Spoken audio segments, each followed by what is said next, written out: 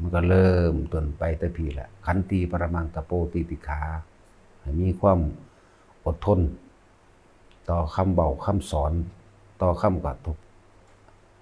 กระทันกระแทกกันน้ำอดเอาแล้วก็มีความเพียรพยายามประคองความคิดเจ้าของบ่ให้มันออกเป็นนึกคิดปรุงแต่งในการจะเอาชนะกันนั่นแหละความอดทนกับความเพียรพยายามก็ตีคู่กันจิตเพื่อให้มันเกิดจิตตั้งมั่นนั่นแหละตั้งมั่นอย่าหนีออกจากฐานที่ตั้งแห่งจิตคือความรู้สึกโตอยู่ณจุดเดียวมันนั่งสิเห็นดอกต่างๆนานาสารพัดนั่นนะนั่นแหละแต่เขามีความเห็นสัมมาทิฏฐิมีความเห็นตามความจริงแล้วว่าสัตว์โลกเป็นไปตามกรรมโลกนี้บ่มี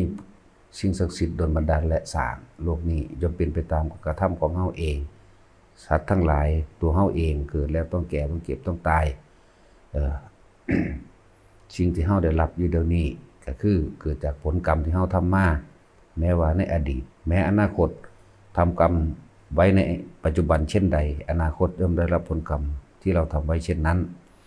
นั่นแหละทุกสิ่งทุกอย่างคือหาความจีรังจังยืนบ่ได้มีความเกิดเป็นธรรมดามีความเคลื่อนที่เปลี่ยนแปลงไปเป็นธรรมดาแล้วก็แตกดับตายเสื่อมสลายเป็นธรรมดาแต่เราเห็นตามความจริงนี้ไว้สัมมาทิฏฐิถูกต้องตรงตามความเป็นจริงแล้วสัมมาสังกัปโปก็มีความคิดในขณะที่ตาหูจมูกลิ้นกายรู้เห็นรูปรสกลิ่นเสียงถิ่มลงไปที่อนิจจังทุกขังอนัตตาทั้งนั้นสิ่งใดเกิดสิ่งนั้นดับสัมมาทิฏฐิสัมมาสังกัปโปสัมมาวาจากล่าวคำใดก็ช่างล้วนแล้วแต่เอาแต่คำจริงออกมาเว้าสัมมาทิฏฐิสัมมาสังกัปโปสัมมาวาจาสัมมากัมมันโตการกระทำใดๆก็แล้วแต่ในการกระทำโดยกายโดยวาจาโดยใจย่อมเป็นไปในทางที่ไม่เบียดเบียนทำร้ายให้ผู้ใดผู้หนึ่งเสียชีวิตหรือทรัพย์สินตลอดทั้งคนและสัตว์นี่คือการกระทำและการกระทำนี่เป็นการกระทำที่มีรูปธรรมบ่เป็นไปเลยที่บ่มีรูปธรรมคือต้องสัมผัสได้แต่เฮาทำว่าความดีบ่แม่นมีแต่คำเว้าจ้องจับต้องได้ความดีเริ่มต้นที่ใจก็จริงแต่ว่าส่วนมากคนก็ใส่แต่ว่าถ้ากรรมว่าจะของดีว่าสร้างดีจังซี่ความดีต้องกินได้ความดีต้องนอนได้ความดีต้องอาบได้คือน้ำความดีต้องอยู่อาศัยได้ป้องกันร้อนหนาวได้เหมือนกันกับสร้างบ้านเหมือนกันกับสร้างกุฏิและวิหารนี่คือความดียังจะเป็นความดีต้องกินได้ดมได้ขี่ได้คือรถต้องแบบนี้บ่แม่นเพ้อเจ้อเว้าเฉพาะวาทะที่ดูดีเฉยๆความดีต้องสัมผัสถูกต้องได้ทั้งเบิดในรูปในรสในกลิ่นในเสียงจังว่าให้มันเป็นรูปธรรมตัวสัมมากัมมันโต สัมมาอาชีโวนี่การหาเลี้ยงชีพของตนเองนี่คือไม่เป็นไปเพื่อความทำลายเบียดเบียนให้ผู้ใดผู้หนึ่งเสียชีวิตและทรัพย์สินตลอดทั้งมนุษย์และอมนุษย์คนและสัตว์พวกนี้บ่ให้มีเลยแนวนี้บ่เป็นไปโดยความเอาเปรียบม่อมเมาบ่เป็นไปด้วยความโลภแต่ว่าให้เป็นสัมมาอาชีโวแปลว่าเลี้ยงชีพพอประทังไปเพียงแค่รอวันตายอาชีโวสัมมาวายโมความเพียรชอบความเพียรชอบประกอบโดยธรรมคือตามความเป็นจริงนี่เองกระทำสิ่งใดสิ่งหนึ่งที่พยายามที่พวกเขากระทำอยู่นั่นแหละจะต้องพยายามกระทำตามความเป็นจริงบ่แม่นพยายามที่จะสวดมนต์ขอร้องอ้อนวอนเพื่อให้สิ่งศักดิ์สิทธิ์ดลบันดาลนั่นบ่มีสิ่งศักดิ์สิทธิ์ดลบันดาลบ่มีผู้ใดเสกสันนันนี่ผู้ใดได้บ่มีผู้ใดป้องกันเจ็บปวดป่วยและแก่ตายได้บ่มีถ้าโลกนี้เสกสรรดลบันดาลได้จริงแล้วโลกนี้บ่มีคนทุกข์บ่มีคนพิการบ่มีคนป่วยเป็นโรคติดต่อหรือเป็นโรคต่างๆนานาสารพัดโลกนี้สิบ่มีภัยพิบัติสิบ่มีฟ้าผ่าบ่มีดินถล่มบ่มีน้ำท่วมบ่มีแห้งบ่มีแล้งสิมีแต่ความอุดมสมบูรณ์อย่างเดียวแล้วก็มีความสุขและรวยเสมอกันเพราะทุกๆคนก็ขอเป็นนั่นแหละให้เห็นตามความเป็นจริงจังซี่บ่แม่นเพียรพยายามเฝ้าที่สวดมนต์ขอร้องอ้อนวอนเพื่อให้พระเจ้าดลบันดาลนั่นนี่นะถ้ามันได้จริงๆแล้วสิ่งที่ได้มาก็บ่ฮู้ว่าสิเอาไปกองไว้หม้องใดเพราะทุกคนขอนี่ใหญ่กว่าโลกทุกคนขอมานี่หลายกว่าสิ่งที่มีอยู่ในโลก ถ้าคิดเบิ่งเอาโลดคนเดียวก็บ่มีหม้องบ่มีโลกสิกองไว้แล้วบ่มีพื้นดินสิกองไว้แล้วจังว่าคำว่าความเพียรพยายามขอให้เพียรพยายามตามความเป็นจริงหรือเพียรพยายามรักษาความคิดของบ่ให้ออกไป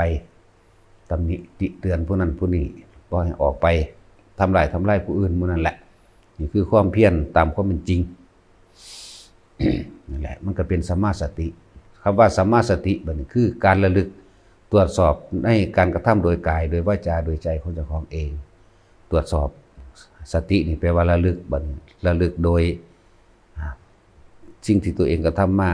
สัมมาทิฏฐิเฮาถูกต้องบ่สัมมาทิฏฐิสัมมาสังกัปโปวาจากัมมันโตอาชีโว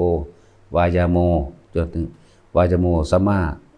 สตินี่คือระลึกตรวจสอบอยู่แล้วบ่ได้เฮ็ดให้ผู้ใดไม่ได้ทำร้ายเบียดเบียนผู้ใดบ่หนึ่งชีวิตและทรัพย์สินมันก็จิตมันก็โล่งก็โปร่งมันก็เป็นสัมมาสติเมื่อมันตั้งมั่นดีแล้วสัมมาสมาธิก็รองรับเองเรียกว่าสัมมาสมาธิจิตก็เลยตั้งมั่นตามความเป็นจริงแล้วจิตตั้งมั่นดีแล้วมันก็บ่หวั่นไหวกับการกระทำคำพูดที่พวกเขาผ่านชีวิตมามันก็เป็นสัมมาญาณะนั่นเห็นตามความจริงแล้วญาณะแปลว่ารู้ว่าสัมมาญาณะรู้ตัวดีว่าตัวเองมีความผิดหรือบ่มีความผิดก็รู้ตัวดีแล้วรู้สึกตัวดีแล้วว่าไม่เป็นไปด้วยการทำร้ายเบียดเบียนผู้ใดผู้หนึ่งสิ่งประเสริฐมันก็เป็นสัมมาวิมุตติก็เข้าสู่เขตแดนแห่งวิมุตติเองนี่แหละจังว่าโดยทางโดยญาณทัศนะโดยความเห็นก็ว่านั่นแหละวิสุทธิญาณทัศนวิสุทธิอันนี้เห็นทางที่ตัวเองกระทำมาดำเนินมาหาข้อตำหนิติตัวเองบ่ได้เลยก็สบายก็คือสัมมาวิมุตติเองดอกนั่นแหละแต่พวกว่าพวกเข้าก็ให้มีความเพียรพยายามแล้วก็มีความอดความทนนำแน่สิ่งเหล่านี้เล็งเอาบ่ได้ต้องวางใจเป็นกลางเล่งเอาคือตัดใหม่เล่งเอาคืออันอื่นๆนี่บ่ได้เด้มีแต่เพียรประคองบ่ให้ความคิดหนีออกจากกายเท่านั้นนะเรียกว่าสติหรือสมาธิมื้อนี้ให้มันอยู่ในอาฐานที่ตั้งจุดใดจุดหนึ่งไว้คือลมหายใจบางคนก็ตั้งไว้ที่ลมหายใจพร้อมกับอุณาโลมบางคนก็ตั้งไว้ตรงกลางหน้าผากนิ่มนวลกลางหัวกลางอกก็แล้วแต่นั่นขึ้นอยู่กับการฝึกและรู้สึกตัวตามที่มันเป็นรู้สึกตัวว่าตอนนี้อยู่กับลมหายใจเข้าออกแล้วก็มีอาการปิติเกิดขึ้นตรงกลางระหว่างคิ้วอุณาโลมตอนนี้รู้สึกตัวอยู่ที่นิ่มๆตรงตรงกลางหัวรู้สึกตัวอยู่ที่ระหว่างกลางอกเนี่ยจังสิเท่าก็ค่อยแค่ว่าทำความรู้สึกตัวแม้เมื่อจิตมันตั้งมั่นแบบนี้แล้วเอิ้นว่าสมาธิเอิ้นว่าจิตตั้งมั่นเมื่อมันตั้งมั่นดีแล้วนั้นปรากฏการณ์ต่างๆจะเกิดขึ้นปรากฏการณ์โดยนิมิตต่างๆปรากฏขึ้นถ้าเฮาบ่นำเข้ามาคิดถ้าเฮาบ่นำเข้ามาคิดความรู้สึกพอใจหรือบ่พอใจมันก็เกิดบ่ได้ดอกนิมิตเห็นผีนรกเปรตหรือได้ยินเสียงนิมิตเสียงนิมิตกลิ่นนิมิตภาพและเรื่องราวต่างๆที่ปรากฏขึ้นนิมิตทั้งหลายแหล่ทั้งหลายนั้นมันก็บ่ต่างจากภาพมายาดอกเป็นภาพมายาหรือว่าความฝันมันก็เป็นของเฉพาะมันถ้าเฮาบ่นำมันเข้ามาคิดนะมันสิ่งทั้งหลายนั้นก็ไม่อาจสามารถทำร้ายหรือทำลายหรือทำอันตรายเราไม่ได้เลยดอกเพียงแต่เฮาบ่นำเข้ามาคิดแค่นั้นเองสมาธินี่สามารถทำได้ทั้งหลับตาและลืมตานั่นแหละแต่อยากให้ลืมตาเสียมากกว่าลืมตาก็เป็นได้มันจะเป็นที่แน่ใจ100%ยิ่งกว่ากันสมาธิหลับตาพวกเขาหลับตาส่วนมากมันจะคล้ายๆคับคาครึ่งหลับครึ่งตื่นหรือกูฝันไปว่านี่บ่มั่นใจลืมตาเห็นเลยลืมตาเบิ่งเวลามันเป็นเหมือนเดิมเป็นเหมือนหลับตานั่นแหละแต่มันชัดเจนกว่ากันแจ้งกว่ากันมันเป็นพอมันเป็นมิ่งผู้สติรู้อยู่บ่ได้ขับคายขับคล้าอย่านำมาภาษานอนหลับฝัน มันนั่งรับตาเห็นนี่เฮาก็ว่ามันก็เพียงแค่ว่านอนหลับฝันตาเฮาเห็นอยู่ชัดเจนอย่างแจ่มแจ้งมันยังบ่นำเข้ามาคิดเขาว่านี่คือบ่ไปยืนยันบ่ไปตัดสินจริงหรือไม่จริงนี่บ่ให้มีเบิ่งซื่อสักแต่ว่ารู้ก็เลยรู้ก็เลยเห็นก็เลยยินก็เลยแค่ได้กินซื่อจิตไม่คิดไม่นึกความรู้สึก